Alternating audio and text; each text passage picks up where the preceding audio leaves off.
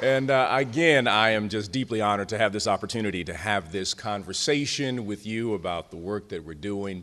I want to thank our director, Kimberly Gachet, for the great work that you are doing. We certainly appreciate you bringing us together, and we are honored by your leadership and your work. Thank you so very much. It is a delight to have the opportunity to be underneath the chapel today here in this unique bomb shelter at Pittsburgh Theological Seminary. So if anything happens and we walk outside, the apocalypse has come, we have been talking about the Lord in the process. So we thank you so very, very, very much. But I'm just very, very excited to have this opportunity. And I would like to begin with a passage of Scripture coming from Jeremiah, the 22nd chapter, just verse 16. I was reading some Walter Brueggemann the other day, and Brueggemann is so fascinating when he talks about Jeremiah. And I want to lift this up because it really gives us a segue of talking about how the church is called to engage in the community. And it reads, "He defended the cause of the poor and needy, and so all went well. Is that not what it means to know me, declares the Lord?" And Brueggemann says it this way. He says that we must recognize to know God is also to be involved in social action. In order to develop a deeper relationship with God, there must be a merging between that which is spiritual and that which is physical. Otherwise, we end up cutting off a portion of our ability to be able to connect with God. And it is Barbara Brown Taylor, who will be here, I believe, this summer, who tells this beautiful story of one of her friends. Her father had passed away. And I believe they were at the funeral home. And her friend was deeply mourning. Her father had been a mechanic working 8 to 10 hours a day in his own little garage. And her friend came to the body and said, "I must see his hands." And she took the hands of her father and looked at him, looked at those hands and looked at the crevices and the cracks. And she could still see pieces of oil in the hands. And she said, "I know it's him because of what's in his hands." And then Barbara Brown Taylor goes on to say, well, you know, the hands of Jesus, that if you look in the crevices and the cracks, you see the blood and the bruises, we know it's him. And what she was saying is the fact that the church is called to be the hands and feet of Jesus. That what is in the cracks of the church, if one were to examine our hands, would someone be able to say, I know it's Jesus? Would someone be able to make that statement? And so at Trinity United Church of Christ, we have been on a unique and wonderful journey since 1961. I simply just stand on the shoulders of others.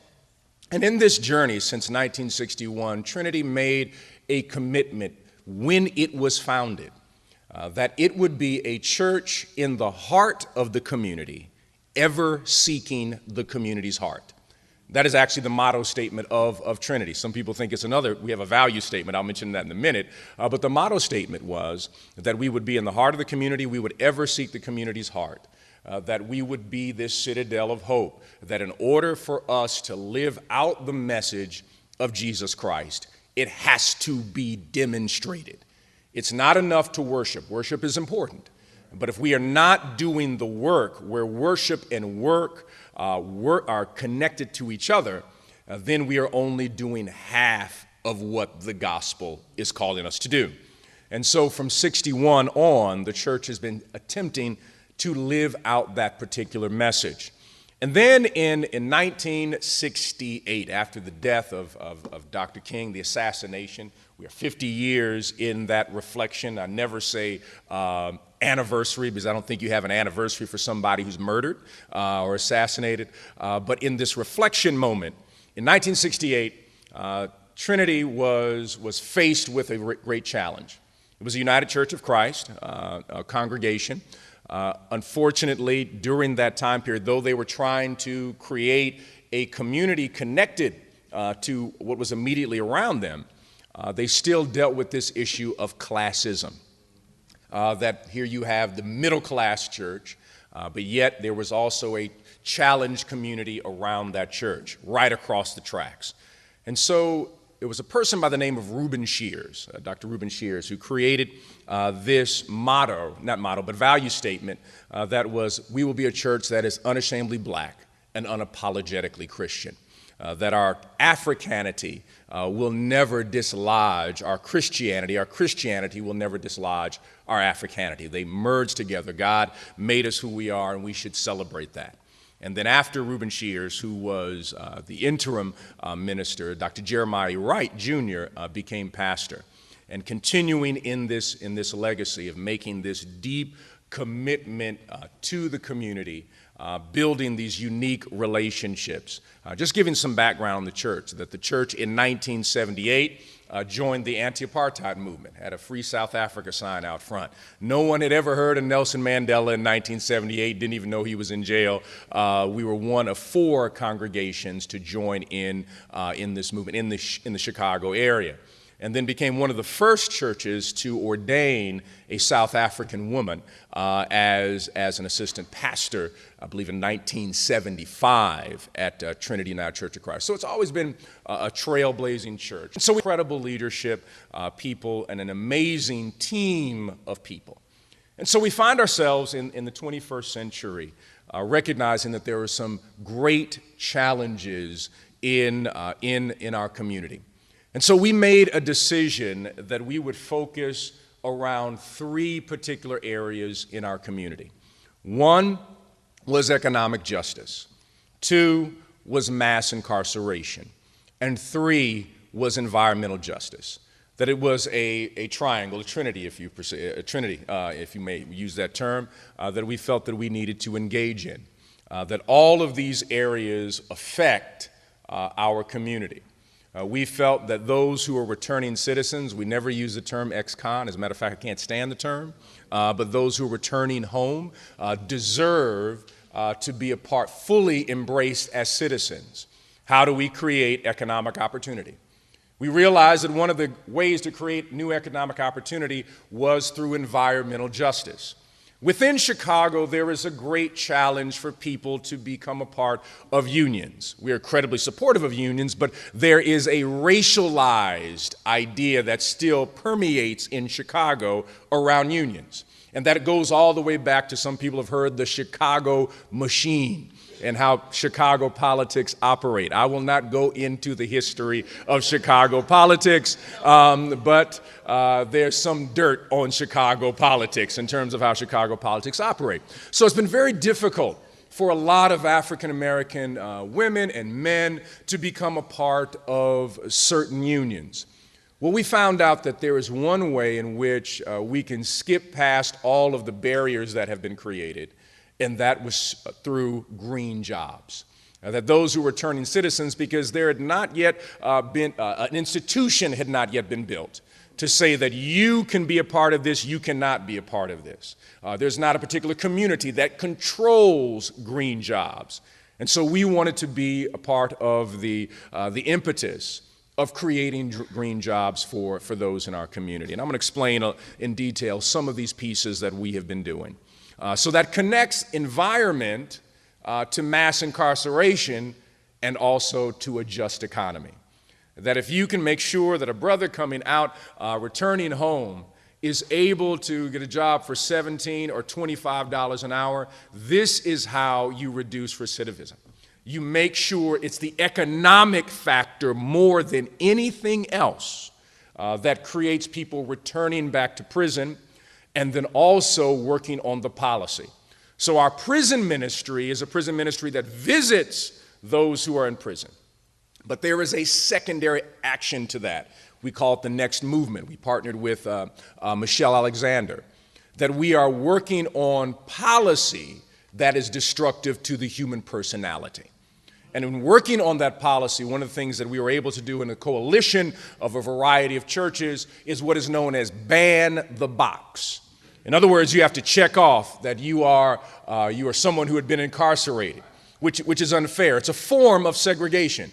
And if you check that off, well, guess what? You're not going to get the job.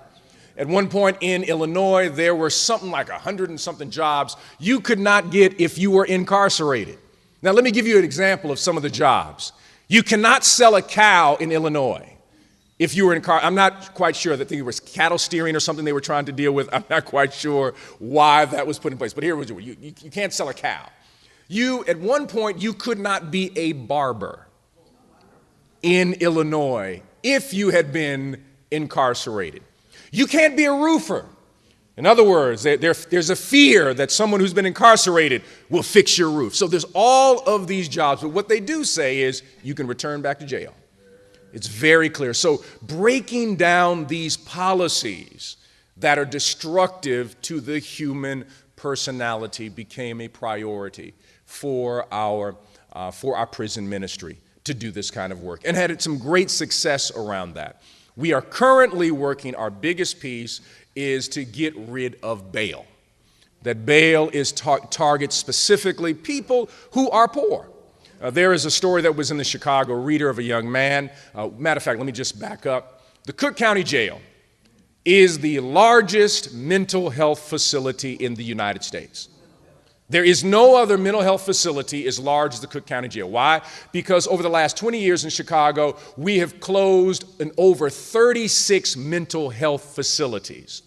The Cook County Jail now dispenses more medication for mental health than any hospital in the United States. Because most of the people, now remember, for those of you who may not be familiar with jail and prison, there is a difference. Prison you go to when you're convicted. Jail you go to when you're awaiting trial. You are innocent until proven guilty. So there was a young man who was placed in jail, did not have $750 to be released. He was in jail for 2 years because he did not have $750. He was convicted essentially because of his poverty. 2 years in jail. We believe that this system is wrong. It does not care for the poor. And if we are to care for those on the margins, if we are to be the hands and the feet of Jesus Christ, our pride in our community has to be for those who are marginalized in our community. So let me begin to share with you just some of the work and also give you some of the background of the work in terms of how one can institute some of the same things. It's not, I know some people say, wait a minute, you're a larger church, we're a smaller church. Nope, it has nothing to do with that. It has everything to do with your imagination. If you are able to imagine and find a group of people that can collectively come together around a vision, all of the things that we have put forth in Trinity, things don't happen overnight, but can happen in anywhere, whether you have a church of 10 or whether you have a church of 10,000. Trinity began with just about 16 or so families, and over the course of time, focusing on the vision, we have been able to move in a particular direction because our job is, we believe, and this is our 21st century piece, is that we want to make an impact on the 95th Street corridor where our church is located. We don't believe in gentrification. We believe in a South Side Renaissance. That's just simply what we are doing. And so it is not about bringing someone else in, but partnering with all of the organizations in our community in order to rebuild our community. We happen to sit in a very unique location, Washington Heights. Washington Heights has the largest home ownership of any community on the South Side. But there are train tracks in Washington Heights. You walk across the train tracks and then you enter into public housing. So one side of the train tracks, major housing. Other side, public housing. And right on 95th Street, no development. And so we have been involved in building this development. And so there are several things that we're going to cover. Trinity United Church of Christ, I'm going to talk about our Raise the Roof campaign. That is the renovation of our church, but it is a renovation that fits with our theology. It's a green renovation. A renovation that we made the demand that those who work on the renovation have to be returning citizens so that they will have the expertise when they go to the city for another job. They can always say, I've already done a green renovation. I'm better qualified than anybody else you hire around the city. And so we wanted to put that in place. The Amani Village is a program, and the program, I will deal with that. And then the Indaleo Institute is our community development program. And then you also have copies of our My Life Matters, which goes with a viral video that we ended up creating in reference to how to have a conversation with young people with their engagement with the police. And so this is Trinity United Church of Christ, just some information for like 1 year at Trinity. Just give some information in reference to our the givers and the ministries and all of these things up here. That's not that important. But what I want to begin is that one of the things that we have done is that we live in a food desert. And so we decided to address the issue of food desert. And really, I give my wife all of the credit because it's really, this is part of her deep love. Her heart sits in this idea of holistic health. And so the first thing that we did, we had a small lot. A lot that nothing was happening. The trash was developing on the lot. And so it was decided, a group came together and said, we want to put a garden in the lot. And so we created a garden. And then we got a grant, real small grant. It was like $5,000. But the grant was to allow high school students to work in the garden. And we found someone in the congregation named Paula Anglin, who also is an actress, by the way, who is a gardener, master gardener. And most of the guys and the sisters did not want to work in the high school. They just got this thing, I just want my check, a couple $100. They did not want to work in the garden. Now, I do have to joke on some of the fellas who were in high school. They got crushes on Paula, so they wanted to show up at the garden all the time. So it always helps. That always helps. So all of a sudden, they show up in the garden, and they become interested and find out, because we call it the Carter, it is the George Washington Carver Garden. So it teaches science and also teaches you how to grow food. So what did we find out after one summer of 15 students working in the garden? They did better in school in the fall. Their math scores went up and their science scores went up. Why did they go up? Because now they had something practical. What Carver had been doing at Tuskegee for a long time. Carver said, if you want to understand God, he said, begin to examine the peanut and see how many wonderful ways God can operate. But if you begin to teach people in a practical way, they can apply it because it becomes visual for them. So we start the garden. We then dedicate a butterfly garden in connection to it, which is wonderful. So every year these butterflies show up in the garden on the south side. We're so excited about the butterflies. But then from there, we farmers market. And so our green team created our farmers market. And the farmers market operates from roughly about July to October, but we didn't do a traditional farmers market. We made the decision because there are farmers, African-American farmers, who cannot get their produce into a Walmart or to a Target or wherever you go, or to Whole Foods, whatever it may be. They can't get their wares into those places. So we said that we would focus on African-American farmers, people who have been marginalized. The beautiful thing about this, and I love that when the farmers market starts, is that you get a chance to know the people who grow your food. There's a man by the name of Mr. Barker. As a matter of fact, you actually pull one of the articles. The New York Times did an article on our farmers market and on Mr. Barker. Mr. Barker is like, I think, a third or fourth generation farmer. And he makes this vegetable soup he died for. He makes it fresh. It's on Saturday morning. And all of our seniors, the farmers market doesn't open until 9. They show up at 8. They wait outside the gate. Some of them are on scooters when the gate opens. They're like, so they can get the soup. And Mr. Barker prepares this soup, but we have watched his family grow. So we see his grandchildren come and assist them. And we watch the grandchildren grow together. And it's a fascinating thing that every summer we get a chance to see the next generation of farmers develop. We're seeing started out as 5 and now he's about 11 or 12, the grandchild. And seeing that young man grow and he knows the seniors. And it's a different relationship with food when you know the person who's raising it and how they do it. Now I don't know, what is the main grocery store here? I'm not sure. Is it? What is it? Oh, Giant Eagle. That's right. You don't know Giant, you don't know Eagle. You don't know either one of them. You've never met any of those people. But guess what? I knew Mr. Barker. I can go to Mr. Barker's farm. I can go. As a matter of fact, what we even started doing for Thanksgiving is that people can then also order turkeys ahead of time. so that the turkeys are actually ordered, through Mr. Barker and some of our other farmers. But there's a different relationship with the land, because we should be a landed people and not a people who are homeless and have no relationship with the land. The simplicity of a farmer's market builds community, but here's the thing that people don't realize. It lowers crime. How does a farmer's market and also a garden lower crime?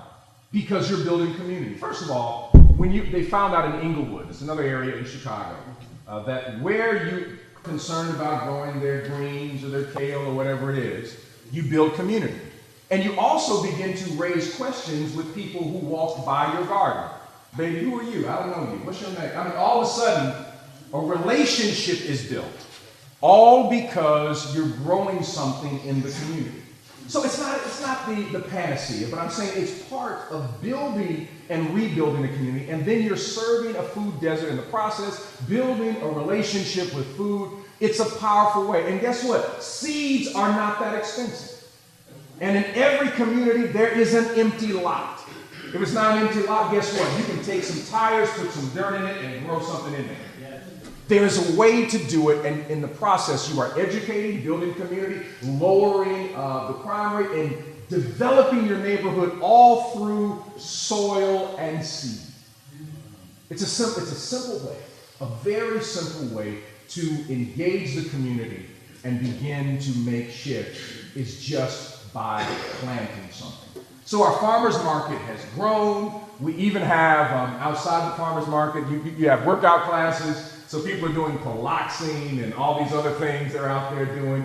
They even have a double Dutch contest that happens for people who are 40 plus. Now that's funny. Because there are serious double Dutchers out there, this 40 plus double Dutch club, and they can straight up do the doggone thing. Then the young people come in there and just say, let me just show you how it's really done. So it's a really interesting competition that happens. But you can do that kind of fun when you have a farmer's market. The simplicity, it just really becomes a community opportunity. And also for those who are on assistance, we also make it available through the WIC programs, all of that people can receive food. And so we received a grant to be able to increase the farmer's market last year just for advertising. So we started out with kind of 2,000 who would show up. We doubled that to 4,000 who would show up. This year we're expected to hit 6,000 who will show up this summer. And it was listed in the Chicago Sun-Times as one of the 10 places that you want to visit on the weekend in Chicago. And so we were really excited about what the farmers market is doing. And it's not a big farmers market. It's small. It's really small, but it brings something to our community. This piece over here is our Freedom School that happens along the same time as the farmers market in conjunction with the Children's Defense Fund. We have 50 students, 12 school volunteers, and 11 interns. Why is this really important? So the students in Freedom School, there's a curriculum that we only do two things: literacy and Black history. The third thing, history, and at the organizing. So we work on literacy, they learn about their history, and at the end, the close of Freedom School, our young people find one issue in the neighborhood that they can fix. Whether it is getting a street light fixed, whether it is getting a sidewalk fixed, they learn the process of how they can engage in the community and they can make change. That you are citizens of this city. And it's a beautiful thing. And so all of the volunteers, even though we have a few, several adults who are kind of coordinators, but these are high school and college students who go to a training program in Tennessee. And I have to say, this is probably one of the best kept secrets in the nation. Freedom schools are amazing because the CDF always wants a freedom school connected to a church. It is on the same model of the Mississippi Freedom Schools. Most of the freedom schools are in Mississippi. But this training program for young people is absolutely extraordinary. I had the privilege of speaking in one of the training programs. Actually, my nephew, who I mentioned last night, was one of the volunteers of the Freedom School in Cleveland at my father's former church. And we went to Tennessee. We're in Knoxville. They're at the University of Tennessee. And there are 1,500 students. African American students mostly, from all around the country. Now, my nephew was like, I've never seen anything like this. And they have all of these cheers that they learn. They learn their history. They learn the whole history of the Mississippi Freedom Democratic Party. I mean, he came out, he drank all of the Kool-Aid. I mean, he was just like, this is what I'm doing for the rest of my life. This is what I have to do. And it's a beautiful thing to place young students in that kind of environment. Because they're placed in an environment to say that I can make a change. Again, it's this citizen engagement, and then it's this faith undercurrent. And so they're always looking for a church. And what can a church do? Whether you say, well, we don't have, we have a lot of people in our church, it's declining membership. If you have a building and you got 2 classrooms, you can create a freedom space. That's it. Many times we have to rethink what we're doing. So the Farmers Market and the Freedom School, that's part of our summer program. The next thing that I want to lift up is this wonderful partnership that we do right next to our church with the Chicago Housing Authority and UCAN and Logan Homes. I mentioned that this is right across the street from our church, across the tracks, and this is public housing. But we run a fantastic 3-on-3 basketball tournament. I mean, it's awesome. It's amazing. But what we do is, UCAN is it's a great youth program in Chicago. It's not just the basketball based out of the United Church of Christ, but what we do is not just the basketball. We do the educational piece, which you can't see here. There are all these booths around the court where everybody's being tested, everything from HIV to money for school, to tutorial, music, whatever you need. We're bringing in the community vendors so that parents and young people then can understand and know and have information about all of these things that are operating within the city of Chicago. This is us doing this. Just find what is a good group that is going to allow these young men and these young women to flourish. And plus, it's great competition too. I mean, they really get into it. We have several different age groups, and there are AAU scouts that come out there, looking for the next talent. So the next Ben Simmons may be out there one day, I'm not sure. But it's just a great program. And let me move it. We're going to do it with environmental activism. But what I want to talk about is our vision for the 95th Street corridor. That when a community takes control of its destiny, developing partnerships between local institutions, government agencies, and foundation entities, incredible shifts in their reality can take place. And this is what we're doing. There is we call the 95th Street corridor. That's where our church is, from Halstead all the way down to Chicago State and Cottage Grove is the area that we are seeking to completely change. We believe as a faith institution, we are one of the anchors in the community.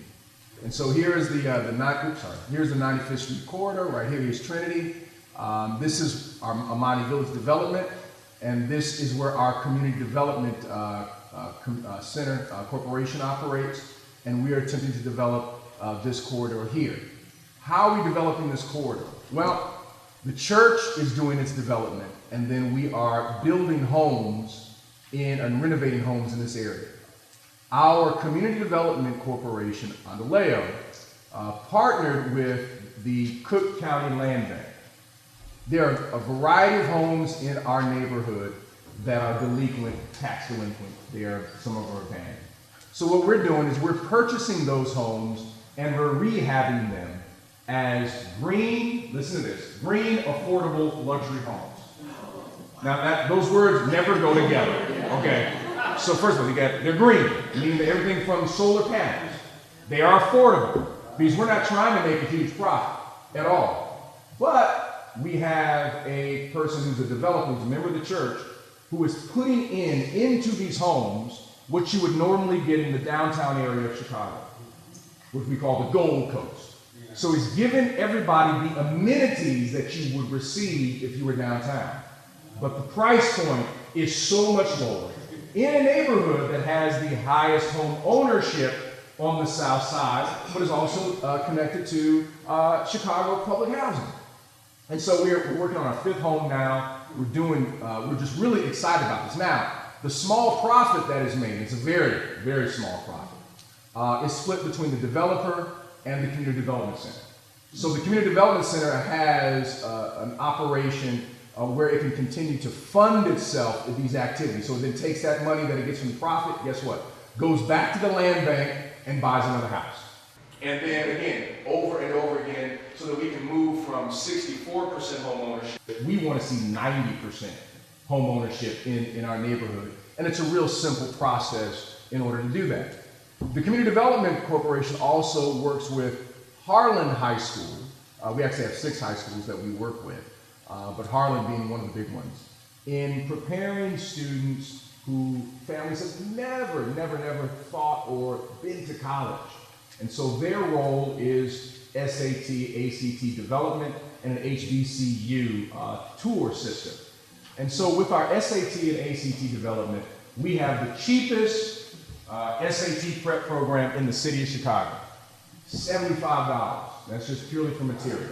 Now, if you want to do the Princeton Review, if anybody knows about the Princeton Review, for some people that's an arm and a leg. It can be up to $600, and they give you some extras, $1,500, all this kind of crazy stuff. $75.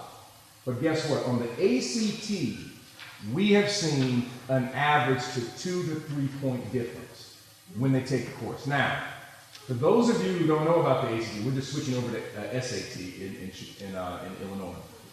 If you get a 19, you're not getting any money anyway. But if you get a 22 on an ACT score, you are guaranteed money at one of the state universities. So we can just get people a partial scholarship, but then if they raise it up to a 24, you're getting a scholarship, period.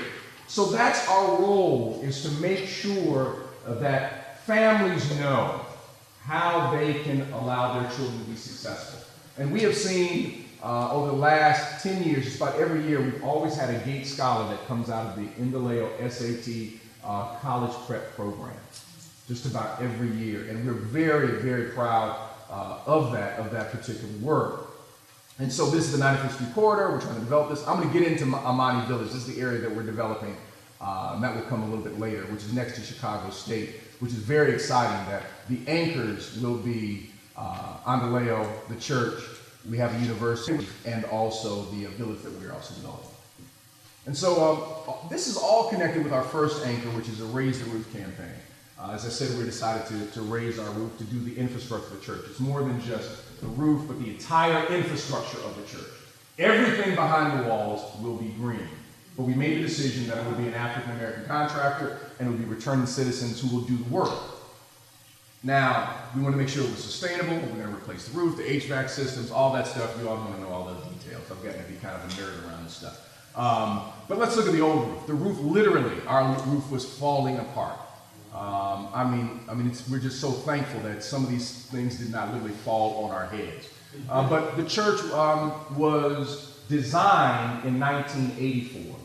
The church, they started building the church in 1989. There was stoppage on the work, and the church was not finished until 1996. So you see, the church, they were trying to raise money, and the company that originally provided funding for the church went bankrupt. It was a crazy thing. But the church was a miracle of how God moved in and provided all that was necessary to build the church. So the entire systems of the church were 84 systems, because that's when the architect designed everything, who was a church member, by the way, also. And so we had to replace everything. We begin with looking at the roof. And so after we started repairing, we decided that we were going to do a green roof. You can see the vegetation kind of growing up here and whatnot. But we didn't just plant any kind of thing. We also planted some things that you can actually eat and all that other good stuff. And we had to do the interior of the church, which we're still working on at this point. But then we also changed the exterior to a degree. This just used to be some green grass over here. Then we created this patio where people can hang out. Now this is a funny thing. I have to tell you something. If you put a chair, people will sit in it. And so now when it's warm, because we now also have umbrellas, you will see our seniors back there with tea just chilling. Just right outside of church, conversations going on. But we also do something called Jazzapalooza at the end of the summer, where we take our parking lot and we turn it into, we call it Ravinia on concrete, for those who are familiar with Chicago. but we turned into this jazz showcase of local jazz artists. And you just bring your lawn chair and you listen to music, and we have vendors and we have stuff for the kids to do and magicians and all that kind of stuff. But it's for the community. And this was built to build more community within not just the church, but within our neighborhood. That people can come and you can just sit and you can just hang out and do your thing. Nobody will bother you because you're just sitting outside of Trinity. We wanted again, interior of the church. One thing that we did is we changed the flooring in our atrium. We wanted again for it to be specific around our values. So when we changed the floor and put our value system into the floor. So in the floor, we have what is called the Black value system, the idea that we are to be committed to our community, along with African symbols, Ashanti symbols throughout the floor. So our children will always be standing on their values. That wherever they go, that they can look down onto the foundation and know what the value system of our church is, that we're deeply committed to the community, that we are unashamedly Black and unapologetically Christian. We are ever in the community's heart, seeking the community's heart. This is the value system. And around each one is a different aspect. One is Christ, one is community, and one is culture. And so you can find out the unique value system. So in many ways, I wish Dr. Cone had been able to see this. We have pieces of Dr. Cone in the floor, so that our children will always know the importance of his legacy is rooted into the flooring of our church. We just made a door, so you can buy food. That's all. And then again, that's the patio. So you see the patio out there. And there we are. Carrots. Now, it's not the biggest carrot ever, but we are growing carrots nonetheless, and sage and other things are up here that are growing. What we found out is that one, a green roof lasts longer than a regular roof. There's nothing better than soil and mud for insulation. So no matter what technology any type of corporation has created, has never been able to improve upon creation. So when it is cold, it insulates better. When it is hot, it releases heat better than anything that humanity can create. And it's always a fascinating thing to me that corporations are always trying to improve on what God does, but God says you can try, but you can't. You can't, your arms are too short to box with God. This also gives you an overview of our rain garden. So one of the problems we have what we wanted to do is we wanted to make an impact in the community. Our community floods. So we're one of the larger landowners. So in our renovation, we wanted to redo the drainage so that we will reduce flooding right next to the church. By reducing flooding, we then allow the prices of the homes to go up. So the blessing that we wanted to be able to give to the community is the blessing that we will improve the price point of your home by doing the work at our church. Most churches think about what's the cheapest way to do something, instead of how will we impact. This fits into our value system. Now, it takes longer. When I announced that we were going to do the green roof, this is the best story in the world. I love this story. I have to tell you this story. So, when I announced that we were going to do the green roof and whatnot, I was so excited. I've been doing my research about green roofs. I mean, I was environmental. I was black and green. I was red, black, and green. I was just black and green. I knew everything about being green. And so I'm sharing the message with some of our leaders, sharing the message with our elders, because I always go to elders first. That's just one of the things that I do. And I was sharing at a church meeting and said, we're looking at this concept of green. We talked to the board, and I was so excited and very happy. People just nodded. And so I went to go get my haircut, Dr. Smith. I was at the barbershop. You can find everything at the barbershop. All right, barbershop is a great place to communicate. My barber was telling me, he said, one of your members was in here fussing and saying that young Moss is trying to put a putting green on top of the church. Because in his mind, he heard green, he thought God. So we had to redo the entire campaign. And this is what we did. I had small group meetings first with everybody 80 plus. At their homes, we had meals, we had dinners, and we would lay out why we would go in this direction. It'll cost us more money. It's going to take us longer to do it. But here are the benefits if we do it this way. So guess what happened? The seniors got on board. And they started talking about, I said, well, my grandmother was green. She used to go back out into the garden and find something and slap it on my head. I felt that. You know, I mean, she said, my grandmother used to make quilts. That's green, isn't it? Isn't that recycling when you take people? I mean, they went in. Because many of them migrated from Mississippi. They understood green, but it had to be placed in the language in which they understand. So they became our green champions. They're the ones who committed to the development of this. Because they said, I'm not doing this for myself, baby. I'm doing this for my grandchildren. They were very clear. And so it was the seniors who then got on board with the idea of green, and as a result, they then shared it with their families. And so we had to completely redo everything. But we're really excited about this rain gun. When it rains very heavy, this actually becomes a small little river. All this under here is a cistern where all of water is actually kept and then slowly released into the drainage system in Chicago. So it actually collects rainwater, is what it does over time. You can't see it, it just looks nice little path. And so as a result of this, we ended up receiving the Innovation Energy Efficiency Project Award from the city of Chicago, that by 25%. That we were able to reduce our energy costs by 25%. As a result, over 80% of the contractors are also green, not also green, but over 80% of the contractors were African American and women. Actually, it's 92%, actually. But I guess when they did that, it was like the calculation was 80. It's actually 92% now at this point. And there are over 10,000, they're saying, participated in this kind of work and whatnot. But we were really excited about receiving this retrofit award, that we are 3 years ahead of the scheduled reduction in energy use. So we have, for a renovated faith building, we are the most efficient renovated faith building on the south side of Chicago, period. And so it was just really exciting to receive that. It's another, we got, the mayor gave us an award. We said thank you. And got that, and we really appreciate it. It's connected with the other one.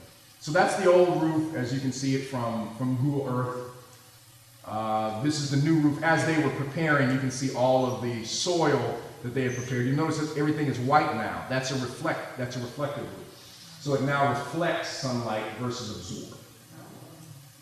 Okay, now Amani Village. This is our biggest project. I'm very excited about this. How am I on time? Am I going over? I'm good? Okay, all right. So Amani Village. What we did, this really comes out of the vision of Trinity Church of Christ. We already have a senior facility. We have a daycare facility, early childhood development center in two locations, senior facility, 2 locations. And in 1979, there was a group that was envisioning what the church would eventually do in the future. And part of the future, they were saying one day we'll have a school. And actually out of this originally was to be a school, but then the school plans were shifted because it was a contract school.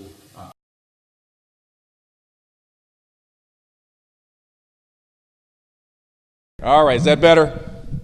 There we go. Let me grab the mic here. All right.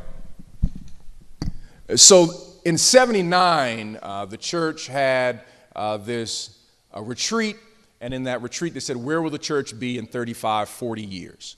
And that was eventually what this Amani Village came out of, because it was going to say, well, we were going to do a school. That was the plans, and possibly a retreat center. Those were the plans. So there was planning for purchasing this land, and that was back in the day. And so when we were eventually able to purchase the land, everything shifted. The economy shifted, everything bottomed out. I mean, we just had a massive shift. We were like, oh my gosh, what are we going to do? We purchased almost 40 acres. The bottom has dropped out. The school that we had, Chicago Public Schools, is moving that school. What are we going to do? So we completely re-envisioned creating a green community. A green community, Amani Village. I already showed you the space where Amani Village is, about a mile down from the church. And this green community will be a physical space of Amani Village designed with a theological vision that shapes the economic mission of the community. It'll be education, sustainable housing, green space, urban farming, a health center, and retail. So there'll be housing, cooperative grocery center, but this thing has really developed in a unique way. So this is kind of the area that we are developing. I'm going to move through very quickly. But this is the exciting piece that we are now developing right now. We were originally trying to do some type of health facility, and we built a relationship with Advocate Healthcare. Advocate Healthcare is the largest healthcare provider in the Midwest. And they have a hospital known as Trinity Hospital that has a large portion of people coming to the emergency room. As a result of the Affordable Health Care Act, hospitals have to think through preventive care, not just come to the emergency room. It's not a sustainable model for people just to show up to the emergency room. And so the Amani Village is in an area known as Cottage Grove Heights, which has the highest level of stroke in all of Chicago. So people were coming to the emergency room, and Trinity Hospital recognized this is not sustainable. So they are operating a beta model in partnership with us, which will be the first preventive care medical model. So it's primary care, but what they do is they send out community healthcare workers directly into the neighborhood. Let's say you're playing spades or bid whist, depending on who you are, whether it's spade or bid whist, and you have that bid whist tournament that night. Community healthcare worker will show up to take your vitals. And we utilize technology to put those vitals into a computer system. And it'll say, Dr. Smith, you're doing pretty well. And we'll say to Kimberly, well, wait a minute, you need to come in. We noticed that there's been some change. And this is a way to track people directly in the neighborhood. What's really exciting about this, because we're in the building phase right now. Let me see if we I want to get to the picture on the building phase there. I know we got a couple of them there. That's all words. We don't need to see that. Oh, I don't think we have that one in there. But we're in the building phase right now. And what we've done is Advocate, Trinity, and now the Nature Conservancy. We're building this piece. We will finish the shell in June. Advocate will take over, build out the interior. The medical facility will be up in November. And the Nature Conservancy decided that they wanted to partner with us. They heard about some of the green stuff we're doing. There are 30 cities in the world that they have identified as green cities. The Nature Conservancy is one of the largest environmental groups on the planet. And they said that we want to do something in urban areas, but we really need your help because we're used to doing stuff out in the plains, out in these kind of preserve areas. We want to do something in an urban area, and so we've been in conversation with them. So they are going to put together what is called the Healing Garden. They're going to be doing a beta test to utilize, in partnership with Advocate, of nature as prescribed medicine. So the garden will be right next to the medical facility. You can go out into the garden, and it'll be plants that are, kind of localized plants. There may be a labyrinth, I don't know, out there. I don't know what they're going to design. We're looking at the design. Where it said, you know what, to bring your stress down, we want you 30 minutes in this garden. And we're going to track to see, is there a health effect on you if you spend 30 minutes a day in this garden? Instead of prescribing a pill, we're going to prescribe nature. And so this is the foundation of this beta test that we're really excited about.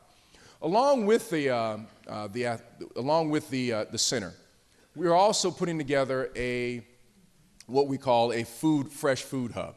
We'll be moving the farmers market down the street, and it'll also be a commercial kitchen so that you'll be able to get your food, see how the food can be prepared, and this is a part of what we call Amani Works, where returning citizens will have the opportunity to be able to learn culinary arts and hopefully to be an economic engine into the community. Is what we're looking at doing. The other piece that's really excited is there will also be, we have about 5 acres that have been slated on this kind of total 27-acre development that will be slated for an urban farm. So we grow the food, prepare the food, the doctors will then prescribe food over pills. There will also be this nature healing garden, and then we'll be building housing. We're trying to do a concept known as cradle to the grave, of developing a community in every aspect. This is something that's going to take us, years to finish, but the first part of that will be done toward the end of the year. Also an athletic facility that we're attempting to This is the most difficult to find funding for, the athletic facility. But it's an athletic facility that will have no basketball and no football. No traditional sports. You can do lacrosse, you can do rowing, you can do boxing, you can do volleyball, you can do soccer, whatever. But we're doing non-traditional sports, specifically pathway to NCAA. So we were originally looking at an NCAA certified. I ran track, so that was kind of my input. I wanted to track, because there's no place on the South Side for young people to actually have a track meet.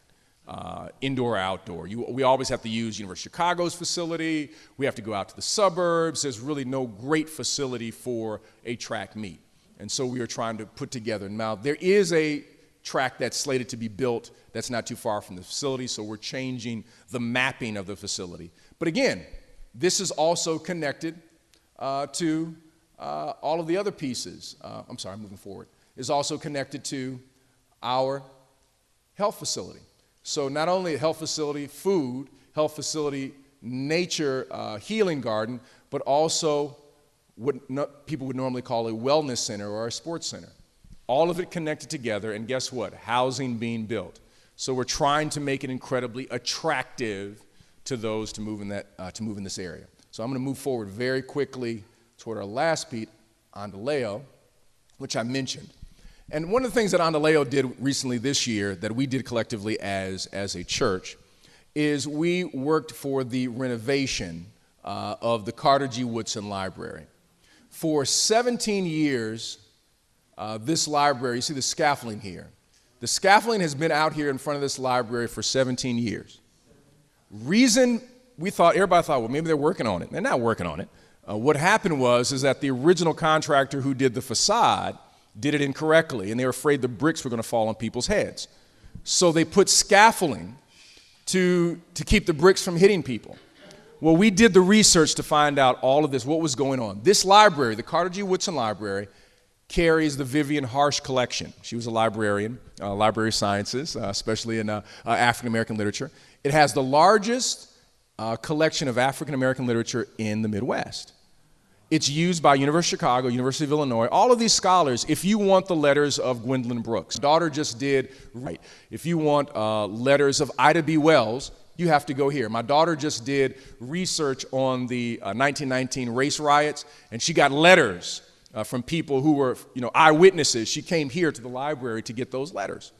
And so it's a great resource falling apart. And so our Andaleo, which is our community development group, did the research, found out several things. There is this notion that within an African American community, nobody uses the library. Well, we found out that 8,000 books are checked out every month. 25,000 people come to the library to utilize the computers once a month. We found out that there were 6 universities that use this library as far as the University of Illinois down in Urbana-Champaign. And so what we did, they gathered all the information, and they passed this kind of packet on to me, and they said, hey, Rev, can you make an announcement? This is what's happening. The Library Commission is meeting on Tuesday, and they say that there's no money to renovate the library. I said, I got you. And so I was so happy that Sunday, I just poured it on, talking about the library and the history of the library. And I said, now, after you have heard that, on Tuesday at 2 o'clock, we need to show up in droves downtown. And folks showed up, and the commission meetings are open. They were terrified. They didn't know, it's like, where did all these black people come from? Just showed up at a meeting, all of a sudden. We said, we want you to renovate the library. And it was not on the agenda. And they said, well, we'll have to talk about that. Within hours after the meeting, I got a call from the chair saying, can we meet together? I said, oh, I'd love to meet you. I'm going to bring our whole team from our Community Development Corporation. And they sat down and they said, you know what? We think we can find $1 million. I was like, really? Now, what will that, and I was like, what will that do? I said, well, we can fix the front. We said, no, this library is, this is a treasure. So they went back. And do you know they found $10 million? They found $10 million, redid the entire library. But then we said, aren't you proud we got $10 million? I said, well, who's the contractor? I said, well, the normal one that does down, no. We don't want the downtown contractor. We want a contractor from our community, and we want you to hire returning citizens. Response was, the city's never done that. I said, well, let me tell you about our church, Trinity United Church of Christ. We are doing the same thing. If a church that doesn't have a governmental budget can do it, we think the city can also do it. Well, guess what? They came back and said, we have one of the, they're going to hire returning citizens, and $10 million later, we have one of the finest libraries now. All of the work, they shut down the library for a year, which is a major anchor in our community. Oh, thank you. This is a major anchor in our community. And so we're just really thankful for all of the work that people, and this is the opening. My wife, she was speaking at the opening. She's been very involved in a lot of this work here. It's just really wonderful when, and it's a team of people. In no way, and they're like, am I doing this? This is a team of people. Incredible individuals at Trinity who are doing wonderful work because we are a church that is in the heart of the community, ever seeking the community's heart. Thank you so very much for allowing me just to share a little bit about Trinity.